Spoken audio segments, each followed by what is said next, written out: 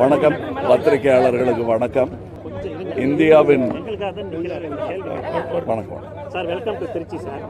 எப்படி சார் இருக்கு எலெக்ஷன் டூர்ல? ரொம்ப சிறப்பாக இருக்கு. ஏற்பாடுகள்லாம் ரொம்ப சிறப்பாக பண்ணியிருக்காங்க.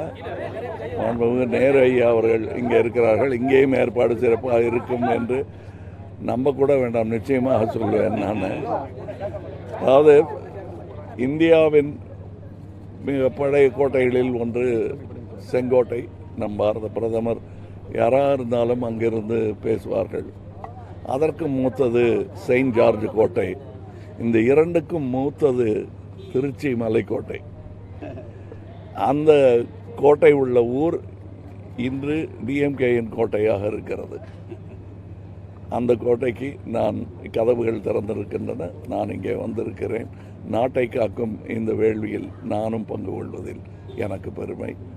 மாண்புமிகு ஐயா நேரு அவர்களின் துணை எனக்கு இருப்பதில் மிகுந்த சந்தோஷம். நன்றி, வணக்கம்.